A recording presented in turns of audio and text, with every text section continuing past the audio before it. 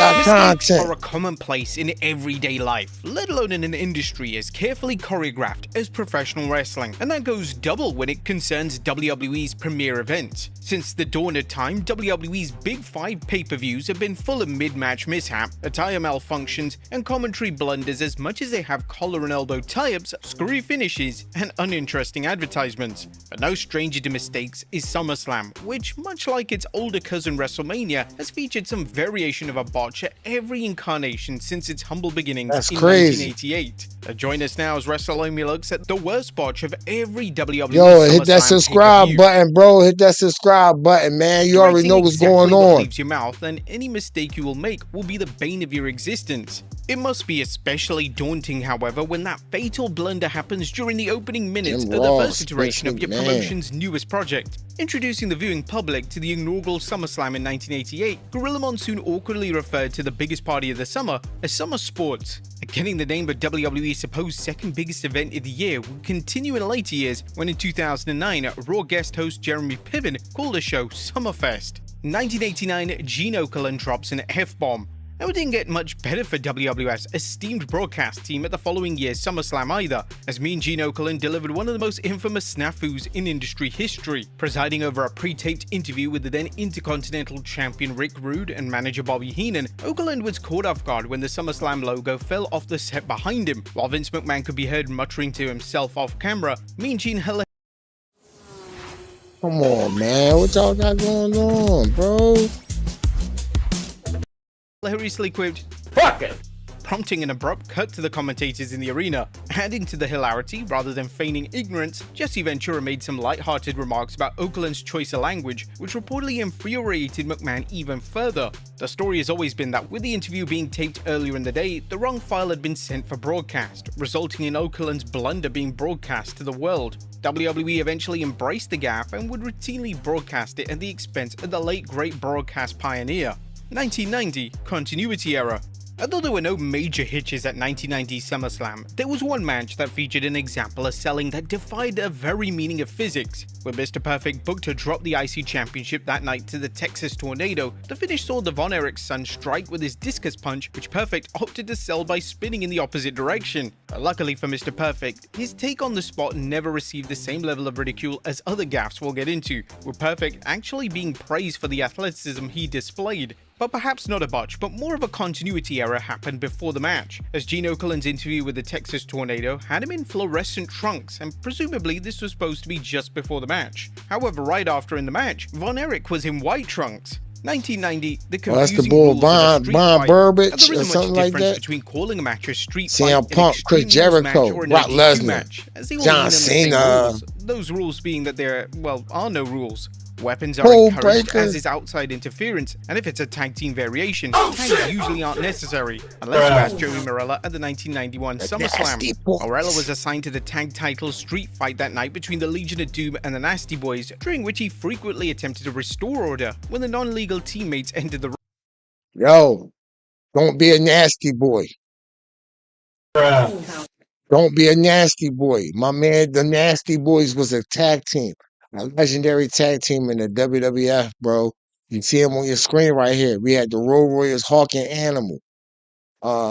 They are related to John Laurinaitis. John Laurinaitis, the Road Warriors, Hawk and Animal. I think it was Hawk, though. Yeah, I think Hawk. Not. Is the other way? Something like that. But don't be a nasty boy. I mean, these guys was the filthiest tag team on earth. He was heels. He was the heels. They had other tag teams like the Slop Boys. They had the Trash Can Dudes. Uh, Hillbilly, Iron, some shit like that. That's old school wrestling, ring. though. Bizarrely, this wasn't even picked up by the commentary team, though thankfully he'd relaxed his rules by the end of the match, resulting in both teams using a helmet that had been provided by Jimmy Hart. 1992, Davey Boy forgets the entire match. And despite all the behind-the-scenes turmoil at the time that engulfed the WWF's reputation, 1992 was actually a defining year for the promotion, with both the Royal Rumble and SummerSlam of that Get year him out of being there, heralded Psycho as the Sid. best examples of each event, largely because of their That's respective my main man, events. Ultimate Warrior. For SummerSlam, that was the legendary Intercontinental Championship was at showdown Wembley. between Bret Yo, Hart what? and Vince. Oh, For SummerSlam, AEW, that was the legendary AEW. Niggas did it first, bro. Niggas did it first. AEW. Niggas did it first. AEW. Niggas did it first, bro.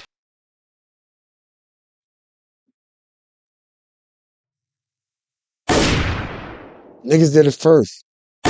Showdown between Bret Hart and the British Bulldog. Now, while the bout has become notorious for Bulldog forgetting the entire script after spending a night prior indulging in various substances with Jim Neidhart, it mostly went off without a snag thanks to the legendary carry job from the Hitman. However, in one spot specifically, Davey Boy was supposed to catch Bret after leaping over the ropes, British but he Bulldog. totally He was a forgot, legend, and the Hitman bro. nearly took That's his my head man, off, almost Davey even Boy injuring Smith. Davey Boy's neck inadvertently. In an added bonus, a very inebriated Hawk parked his bike way too close when they came down for their entrance. Since Hawk parked his bike too close to Animal had to get off on the other side and actually burnt his leg on the exhaust. 1993, the timekeeper forgets to ring the bell. At the first SummerSlam of the New Generation era, 1993's installment embraced the naming of the new era by stuffing the card with wrestlers who weren't even on the core roster just 1 year earlier, one of whom was Jerry the King Lawler. The Memphis legend was involved in a series of shenanigans that night, beginning with him wheeling out Doink the Clown in his place to face Bret Hart after Jerry revealed himself to be on crutches, and ending with Lawler defeating Hart by technical disqualification. Sharpshooter, the boy. Is that the first match Sharpshooter, my man. After Jerry interfered to hit Bret with his crutch, the timekeeper failed to ring the bell, leaving it to President Jack Tunney and ring announcer Howard Finkel to explain the situation. Nonetheless, 9 minutes and 5 seconds is a time that sits in the record books for Doink's tussle with Bret. 1994, Bret Hart vs. Owen Hart goes way over time. Because of the live nature of pro wrestling, it's imperative that each match and segment stay within their allotted time to avoid other matches on the running order from suffering. Unfortunately, or deliberately depending on who you ask, other matches on the running order from suffering. Unfortunately, rest in peace, Owen Hart, the king of hearts, bro. All he wanted to do is be like his brother Bret. But you overlooked him. You ain't like him when he was the Blue Blazer. You respected him when he became the king of hearts. My man was the king of the ring winner, tag team champions, other accomplishments. Rest in peace, Owen Hart, bro. Let's go, Owen. Or deliberately, depending on who you ask, Bret and Owen Hart ran way over their allocated time at 94 SummerSlam, resulting in them being chewed out backstage by one person nobody dared mess with, The Undertaker. According to Bruce Pritchard during a 2017 edition of his Something to Wrestle With podcast, the Hart Brothers Steel Cage match ran 15 minutes over what they had been assigned to, lasting 32 minutes and 22 seconds by the final bell. That left The Undertaker and his lookalike with a little under 9 minutes to play with. Pritchard claimed that the dead man confronted Bret backstage, though he refrained from going into any specifics. 1995, King Mabel almost gets fired, and Shawn F's up. Now, as a member of the notorious backstage group The Clique, Kevin Nash wasn't exactly renowned for his warm hospitality throughout the 90s. Getting on the wrong side of Nash, Shawn Michaels, Triple H, Razor Ramon, or X-Pac would typically result in political warfare, with Dean Douglas and Bam Bam Bigelow among those to have had their pushes pulled from beneath their feet. Powerbomb, jackknife powerbomb. It was a different story when it came to Mabel at the 1995 SummerSlam, however.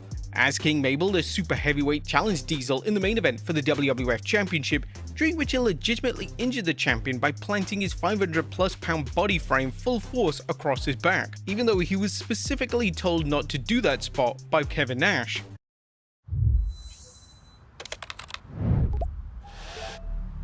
Wow, that's a big target. Where should I start? Although the injury wasn't severe enough to keep Big Daddy cool off the road, it was enough for Vince McMahon to allegedly hand the King of the Ring his release papers on the spot before Diesel stepped in to save his colleague from unemployment. The real-life Nelson Frazier Jr. was out the door by the year's end anyway, after breaking The Undertaker's orbital bone during an untelevised live event. And although he ultimately returned, he was never cast in a main event role ever again. But also an added bonus is the ending to the ladder match between Michaels and Razor Ramon, which was botched. When Shawn hit the super kick on Razor, Shawn was supposed to jump and grab the belt, but he missed, hitting his leg on the ladder instead. They would stall as Razor would go over the rope after a failed Razor's Edge attempt, and Shawn would set up the ladder again and leap to grab it, but again, it went wrong. And you know it did because Shawn Michaels would have a tantrum right after, throwing the ladder. Third time lucky, and he grabbed the belt. 1996, Vader forgets to move. And one of the more infamous SummerSlam blunders, Vader's main event push died in real time during the 1996 event when he forgot to roll out of the way as Shawn Michaels flew in for a diving elbow drop. The mistake, which occurred during the WWF title main event, resulted in Michaels landing on his feet, viciously stomping on the Mastodon's face and screaming down at him, as was regrettably typical of the Heartbreak Kid during the 90s. And much has been said about the incident in the 3 decades that have followed. That's how that happened, chat. That's how that happened. Resulted in Michaels landing on his feet, viciously stomping on the Mastodon's face and screaming down at him, as was regrettably typical of the Heartbreak Kid during the 90s. And much has been said about the incident in the 3 decades that have followed, with Jim Ross chiming in on Shawn's childish behavior towards Vader on an episode of his Grill and JR podcast. You don't lose your cool like that. Shawn had the license to lose his cool because of his influence with The Office. And Shawn knew that Vince was going to back him no matter what he did. And that's what happened. But Shawn overplayed his hand, in my estimation. It was very unprofessional. And he's just lucky Vader didn't beat the shit out of him, because Leon could have. Leon was hungry. Leon wanted the opportunity. I just thought it was totally uncalled for. Shawn had the deck stacked, and because he had Vince in his back pocket. 1997, Owen Hart breaks Steve Austin's neck. Perhaps the most famous injury in pro wrestling history dominated headlines coming out of SummerSlam. I know that's how that happened, bro. Drills Stone Cold Steve Austin into the mouth with a sit-down variation of the Tombstone Piledriver, legitimately bruising his spinal cord and leaving him temporarily paralyzed. Though Austin was sidelined for just 3 months, the lingering effects of his injury forced him into early retirement in 2003, barring a one-off return to the ring at 19 years later. Oh, hell yeah! The injury put a strain on the Texas Rattlesnakes' friendship with Owen, who allegedly failed to contact Austin during his recovery. As Bret Hart explained, and Owen, he went home and he never called. He forgot. When Owen went home, he was all about his family and didn't think about wrestling once he left the arena. I don't think he handled that well, and I think that did the relationship that Steve had with Owen. And I think Steve was always a little bit pissed off that Owen didn't seem to care that he hurt him. JBL, meanwhile, also discussed the situation while appearing on Bruce Pritchard's Something to Wrestle With podcast in 2025, explaining the backstage reception towards Owen Hart following the unfortunate event. No, there wasn't any heat. There was no heat on Owen, zero from anybody and I was in the locker room. There wasn't. You know, it was a mistake. It was something that shouldn't have been done. There's no doubt about it. Scott Steiner used to do this move. He'd turn the guy up for the suplex, and then he'd spin him like that, catch him like that. The difference is that Scott Steiner could bench 600 pounds and could hold the guy very safely. That's why Scott could do all these crazy suplexes. He was incredibly safe. Not that Owen wasn't safe, but you've got a guy with Steve's build that's so big and unwieldy. Head, bro. Look at his head, y'all. Not that Owen wasn't safe, shit. But you've got a guy with Steve. Look. His head not supposed to stick out from the bottom as far, bro. Somehow, some way, the butt and the legs supposed to protect the neck and the head, so the spine don't actually have the impact of the mat.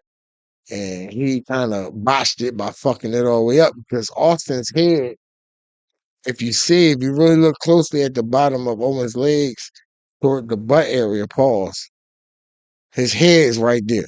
He's built that's so big and unwieldy. And Owen is, not this massive big guy that can control him. Bro. Look 1998, Steve Austin gets legitimately knocked out. The Stone Cold SummerSlam misfortunes continued 1 year later because at the 98 SummerSlam event, he was briefly knocked loopy during his WWF Championship main event against The Undertaker. Early in the match, a routine spot was supposed to see Austin kick a bent-over dead man in the face. The issues arose when Taker stood upright as his head collided with Austin, knocking him to the mat. Though the match progressed as normal, the Bionic Redneck has admitted too much of it being foggy in his memory. And one of my biggest disappointments in that match was that we were on our way to a hell of a match and I got knocked out. From that point on, I don't remember the rest of the match. I remember laying on the table. I remember Taker getting on the top turnbuckle and dropping that leg. And I'm thinking, we kind of talked about it. I don't know if he was going to do it or not, but I was going to stay there anyway, because that's what you do. But all of a sudden, that's one of the things I do remember about the match was Undertaker taking a courageous bump there and dropping that leg off the top turnbuckle. I'm like, alright, this is going to be interesting. Everything crashes. We finish the match. As Stone Cold Steve Austin eventually defeated The Undertaker that night to extend his second reign with the richest prize in the industry, whilst being a little bit loopy. 1999, Steve Austin gets tangled in the ropes. Another year, another Steve Austin botch, as he then ended the night with a bruised spinal cord or having been knocked out. But Stone Cold Steve Austin... It's so easy to become a podcaster with Riverside. First, go to Riverside and open an account. When you're ready to... Austin Oh, SummerSlam. bro was funny as hell. He said, let me tell you something. Austin 316 said, I just whooped your ass. I step a more hole in your candy ass and drive it. Woes persisted 1 year later when the biggest party of the summer rolled into Minnesota. Headlining the pay-per-view by defending the championship against Triple H and the eventual winner Mankind, Austin pivoted from his usual playbook by scaling to the top rope. The problem was that this was his first attempt at a top rope dive since being fitted with a second knee brace. And subsequently, Austin lost his balance and became tangled ropes. Well, still, guest referee Jesse Ventura didn't hear his calls for help, leaving Triple H the heel, having to rescue his supposed rival while looking as though he was continuing his beatdown. Luckily for the defending champion, no further damage was done to his leg. 2000, the announce table collapses prematurely. And WWE's Don't Try This at Home PSAs of old may be best remembered for the hilarious tone of voice used by Rey Mysterio when discussing his many knee ailments. But they also featured a memorable SummerSlam botch that legitimately left Kurt Angle loopy for the rest of the night. As one of two contenders for the Rock's WWF title, the script called for the Olympic gold medalist to be kayfabe knocked out before The Rock made his entrance, as Triple H, the other challenger, was going to pedigree him through the Spanish announce table. As the two set up the spot atop the desk, however, it gave away before either man could prepare themselves for the landing, leaving Kurt Angle relying on his colleagues to get through the match. Some help. Detailing the memorable blunder on an episode of his podcast, Kurt explained what exactly went wrong in the moment. To go back and explain, that was supposed to happen. I was supposed to pretend to get knocked out. And I was started backstage, and then I was going to come back for Stephanie and help Triple H try to beat The Rock. She wanted me to help. So that was the whole idea. The thing is, it happened. We don't believe you, Kurt.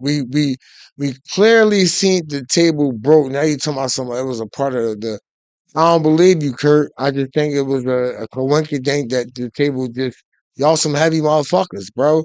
The table just broke, bro. You just trying to have an excuse for the table breaking. Oh, it was a part of the plan. See, what happened was he told us, the girl told us to do it, and so I mean, it could be true. They could just partially put the shit together and just say, but ain't that like risking you getting hurt? Anything could go wrong. I mean, like, I don't know. For real, I got knocked out. I mean, really knocked out. When Triple H went to hit the pedigree, he goes down, up, and down to time it. So you can time it when you hit and land on the ground. So when he went down, the table broke early. And he had my arms trapped behind my back. That's how he locks it. So I landed 4 feet below, straight with my head on the concrete. And I was out. Triple H was trying to get my attention. I was just out of it. So Triple H improvised, tried to, work on me and beat me up a little bit. Well, I don't think The Rock was out yet. Maybe another Oh, let's wrap this up, man. I don't believe him, bro. I don't believe him, bro. Hey,